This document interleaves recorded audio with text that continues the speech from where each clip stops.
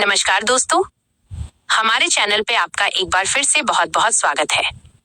ये वो जगह है जहां हम जीवन को बदलने वाले नियमों को गहराई से समझते हैं और अमीर बनने के विज्ञान को अपने जीवन में उतारते हैं। अगर आप हमारे पिछले वीडियो में हमारे साथ थे, तो आपको याद होगा कि हमने विचारों की शक्ति पर बात की थी। हमने जाना था कि सब कुछ एक विचार से शुरू होता है। लेकिन दोस्तों, आज का ये वीडियो शायद इस पूरी सीरीज का सबसे महत्वपूर्ण वीडियो होने वाला है। आज हम उस कड़ी के बारे में बात करेंगे जिसके बिना दुनिया का हर सपना अधूरा रह जाता है। आज हम बात करेंगे विशेष तरीके से काम करने के बारे में। इससे पहले कि हम आज के इस गहरे ज्ञान में उतरें, अगर आप इस चैनल पर नए हैं या आपने अभी तक हमें सब्सक्राइब नहीं किया है, तो अभी उस सब्सक्राइब बटन को दबा दें और बेल आइकन को क्लिक कर लें। ऐसा करने से आप सफलता के इस सफर में हमसे जुड़े रहेंगे और कोई भी महत्वपूर्ण जानकारी आपसे नहीं छूटेगी। तो चलिए शुरू करते हैं। दोस्तों, सबसे पहले हमें एक बहुत बड़ी गलतफहमी को दूर करना होगा। बहुत से लोग सोचते हैं कि अमीर बनने का मतलब सिर्फ सोचना है, लेकिन सच्चाई थोड़ी अलग है। विचार के माध्यम से आप पहाड़ों के नीचे दबे सोने को अपने पास खींच सकते हैं। जी हाँ, विचारों में चुंबकीय शक्ति होती है। लेकिन आपको ये बात हमेशा ध्यान रखनी होगी कि ये सोना खदान में से अपने आप नहीं निकलेगा। ये अपने आप साफ नहीं होगा। यह अपने आप सिक्कों में नहीं ढलेगा और न ही सड़क पर लुढ़कता हुआ आपकी ओर आएगा। और ऐसा बिल्कुल नहीं होगा कि ये आपको देखते ही सीधे आपकी जेब में कूद जाए। यह सुनने में अच्छा लग सकता है, लेकिन यह हकीकत नहीं है। यहाँ काम करती है सर्वोच्च प्रज्ञा की प्रबल शक्ति।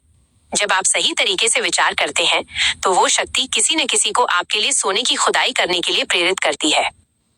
यह शक्ति दूसरों से ऐसे व्यावसायिक सौदे करवाती है जिससे सोना आपकी ओर लाया जा सके। लेकिन यहाँ आपकी भूमिका शुरू होती है। आपको अपने व्यावसायिक मामले इस तरह व्यवस्थित कर लेने चाहिए ताकि जब सोना आपके पास आए तो आप उसे प्राप्त कर सकें। आपके विचार सभी सजीव और निर्जीव चीजों को इस तरह सक्रिय कर देते हैं कि वे आपकी मनचाही चीज आपकी ओर ले आएं। लेकिन याद रखें, आपको स्वयं भी सक्रिय होना पड़ेगा। आपको तैयार रहना होगा ताकि जब मनचाही चीज आपके पास आए तो आप उसे ईमानदारी से प्राप्त कर सकें। ईमानदारी से प्राप्त करने का मतलब है कि आप उसे दान में नहीं लेंगे, आप उसकी चोरी नहीं करेंगे।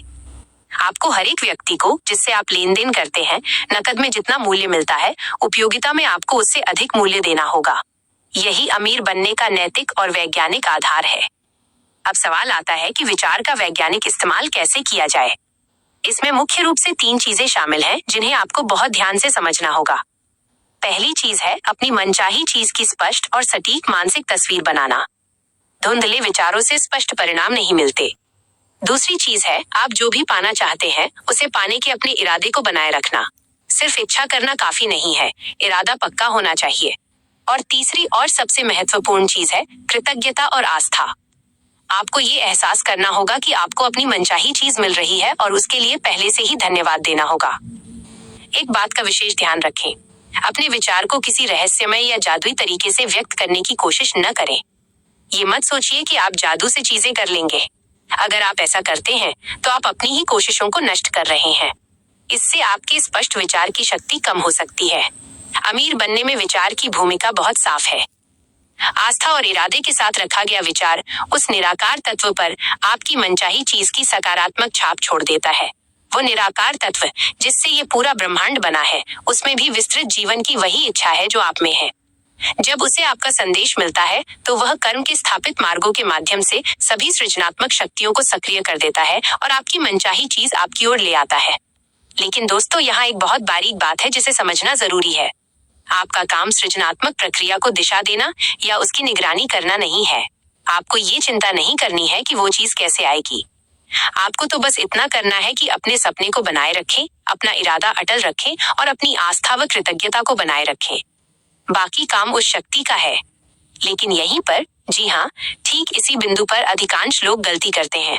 और यहीं आता है हमारा आज का मुख्य विषय, कर्म की आवश्यकता।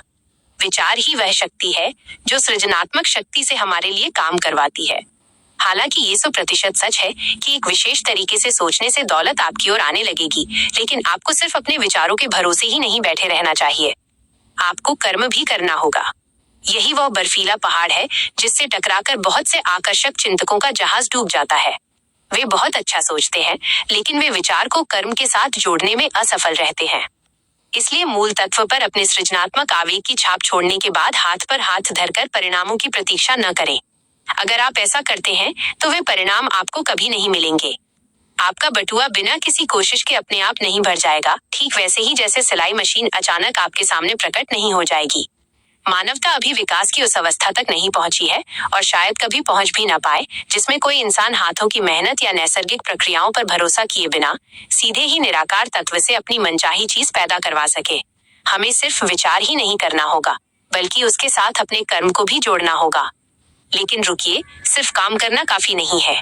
आपको अपना काम एक विशेष तरीके से करना होगा ताकि आप पास आने पर मनचाही चीज को स्वीकार कर सके, उसका स्वामित्व प्राप्त कर सके और उसे सही जगह पर रख सके। आप इसकी सच्चाई को अपने आसपास परख भी सकते हैं। जब चीजें आपके पास पहुंचेंगी तो वे दूसरों के हाथों में होंगी जो उनके बदले में समान मूल्य मांगेंगे। और आप अपनी मनचाही चीज तभी पा सकते हैं जब आप उन्हें वो मूल्य दें जिस पर उनका अधिकार है। दोस्तों, अगर आपको ये बातें समझ आ रही हैं और आपको लग रहा है कि ये जानकारी आपके जीवन में बदलाव ला सकती है, तो वीडियो के बीच में बस 1 सेकंड निकालकर इस वीडियो को लाइक जरूर कर दें। और अगर आपने अभी तक सब्सक्राइब नहीं किया है तो सब्सक्राइब कर लें। आपका एक लाइक हमें ऐसे ही बेहतरीन वीडियो बनाने के लिए प्रेरित करता है। चलिए अब आगे बढ़ते हैं और समझते हैं कि विचार और कर्म का मिलन क्यों जरूरी है। यह अमीर बनने के विज्ञान का अनिवार्य बिंदु है। बहुत सारे लोग चेतन या अचेतन रूप से अपनी इच्छाओं की शक्ति और लगन द्वारा सृजनात्मक शक्तियों को तो सक्रिय कर देते हैं, लेकिन इसके बाद भी वे गरीब ही बने रहते हैं। क्यों? क्योंकि जब उनकी मनचाही चीज उनके पास आती है तो वे उसे पाने के लिए तैयार नहीं होते। वे कर्म नहीं कर रहे होते।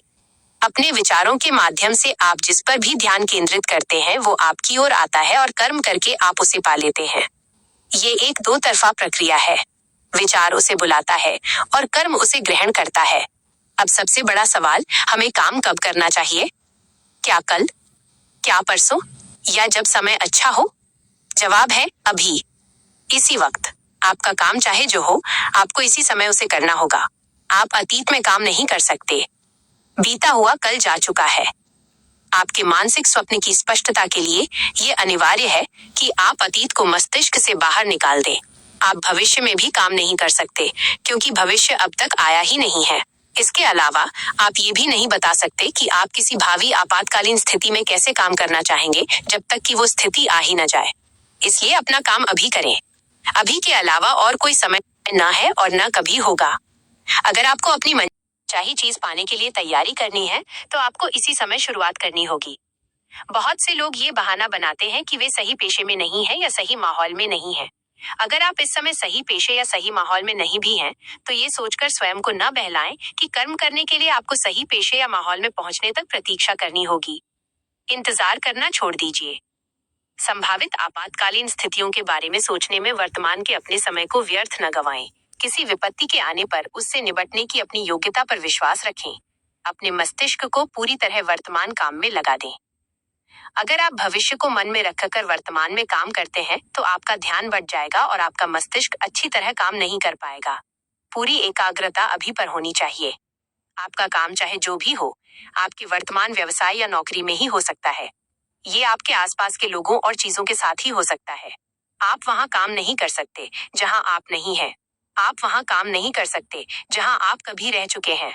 और आप वहां भी काम नहीं कर सकते जहां आप भविष्य में कभी रहने वाले हैं। आप तो सिर्फ वहीं काम कर सकते हैं जहां आप इस समय हैं। इस बारे में चिंता न करें कि कल का काम अच्छी तरह हुआ या नहीं। आज का काम अच्छी तरह करें। आने वाले कल का काम अभी करने की कोशिश न करें।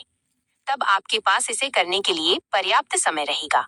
किसी दूसरी जगह पर मौजूद या आपकी पहुंच के बाहर के लोगों या चीजों पर काम करने के लिए टेलीपैथी या इच्छा शक्ति का प्रयोग करने की कोशिश न करें।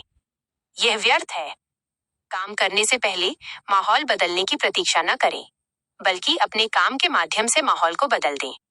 आप इस समय जिस माहौल में हैं, उसी में इस तरह काम कर सकते हैं कि आप बेहतर माहौल में पहुंच जाएं। पूरी आस्था और इरादे के साथ बेहतर माहौल में काम करने की तस्वीर अपने मस्तिष्क में बनाकर रखें, लेकिन अपने वर्तमान माहौल में ही पूरे दिल, पूरे ध्यान और पूरी ताकत के साथ काम करें। ये दिवा स्वप्न देखने में समय नष्ट न करें कि यदि आप अपनी मनचाही चीज पालें तो क्या होगा। बस अपने मस्तिष्क में मनचाही चीज का सपना रखें और अभी कर्म करते रहें। अपने विचारों को आकाश में भेजकर कोई दूसरी नौकरी मिलने की उम्मीद न करें। शायद आप सफल नहीं होंगे। अमीर बनने की दिशा में पहले कदम के रूप में कोई नया, अजीब, असामान्य या उल्लेखनीय काम करने की कोशिश न करें। यह जरूरी नहीं है। संभवतः कम से कम कुछ समय तक आप वे ही काम करेंगे जो आप इस समय कर रहे हैं, लेकिन अब उन्हें इस तरह करें ताकि वे आपको अमीर बना दें। आपका काम करने का तरीका बदलना चाहिए, काम नहीं। गलत जगह पर होने से हताश या दुखी न हो। अगर आप किसी ऐसे पेशे में हैं जिसके बारे में आपको लगता है कि वह आपके लिए सही नहीं है, तो काम करने से पहले सही पेशे में पहुंचने की प्रतीक्षा न करें। कोई भी इतनी गलत जगह पर नहीं है कि अपनी वर्तमान स्थिति को बेहतर बनाकर सही जगह पर न पहुंच सके। सही जगह की मानसिक तस्वीर बनाए रखें। वहां पहुंचने का इरादा बनाए रखें। यह आस्था रखें कि आप वहां पहुंच रहे हैं, लेकिन अपनी वर्तमान जगह पर ही काम करें। अपने वर्तमान पद को बेहतर पद पाने का साधन बनाएं। अपने वर्तमान परिवेश का उपयोग बेहतर परिवेश पाने के साधन के रूप में करें। सही पद के सपने को अगर आप आस्था और इरादे के साथ बनाए रखते हैं तो सर्वोच्च शक्ति सही पद को आपकी ओर आकर्षित करेगी। और यदि आप यहाँ बताए गए विशेष तरीके से काम करते हैं तो यह आपको उस पद की ओर बढ़ाएगा। ये दोनों तरफ से होने वाली गति है। सपना आपकी ओर आ रहा है और आप सपने की ओर बढ़ रहे हैं। तो चलिए इस अध्याय को समाप्त करते हुए हम अपने बुनियादी सिद्धांतों की समीक्षा करते हैं और इस सूची में कुछ नए सिद्धांत जोड़ते हैं जो हमने आज सीखे। याद रखिए, सारी चीजें एक प्रज्ञावान तत्व से बनी हैं। ये तत्व इसकी मूल अवस्था में ब्रह्मांड की सभी खाली जगहों में उपस्थित है और उन्हें भरता है। इस तत्व पर छोड़ी गई विचार की छाप उस चीज को पैदा कर देती है जिसकी छवि विचार में मौजूद होती है। विचार के माध्यम से हर कोई चीजों को आकार दे सकता है और उस विचार की छाप निराकार तत्व पर छोड़कर उस चीज का सृजन करवा सकता है। ऐसा करने के लिए आपको प्रतिस्पर्धी मानसिकता से निकलकर सृजनात्मक मानसिकता में पहुंचना होगा। आपको अपनी मनचाही चीजों की स्पष्ट मानसिक तस्वीर बनानी होगी और फिर अपने विचारों में इस सपने के साकार होने का पक्का इरादा और अटल विश्वास रखना होगा। आपको अपना मस्तिष्क हर उस चीज या व्यक्ति के विरुद्ध बंद कर देना होगा जो आपके इरादे को हिला सकता है, आपकी दृष्टि को धुंधला कर सकता है या आपकी आस्था की शक्ति कम कर सकता है। और सबसे महत्वपूर्ण सिद्धांत जो आज हमने जोड़ा है, आपकी मनचाही चीज पास आने पर उसे पाने के लिए आपको अपने वर्तमान माहौल में लोगों और चीजों के साथ अभी इसी वक्त काम करना होगा। दोस्तों, यही अमीर बनने का असली विज्ञान है। सोचना और करना, दोनों एक साथ। मुझे उम्मीद है कि आज का ये वीडियो आपकी आंखों से वो पर्दा हटाने में सफल रहा है जो आपको अमीर बनने से रोक रहा था। अगर आप आज से ही, अभी से ही अपने कर्म को बदलने का वादा करते हैं तो आपकी सफलता निश्चित है। अगर आपको ये वीडियो और ये ज्ञान पसंद आया है तो कृपया इस वीडियो को लाइक करें, इस पर एक अच्छा सा कमेंट करें और हमें बताएं कि आप आज क्या काम शुरू करने वाले हैं। और सबसे जरूरी, चैनल को सब्सक्राइब करना न भूलें और इस वीडियो को अपने दोस्तों और परिवार के साथ शेयर करें। उन्हें भी अमीर बनने के इस विज्ञान का हिस्सा बनाएं। हमारे अगले वीडियो में हम और भी गहरी बातें करेंगे। हम जानेंगे कि कैसे अपनी प्रतिभा और छिपी हुई शक्तियों को बाहर निकाला जाए, इसलिए हमारे साथ बने रहिएगा। तब तक के लिए सपने देखिए और काम कीजिए। धन्यवाद।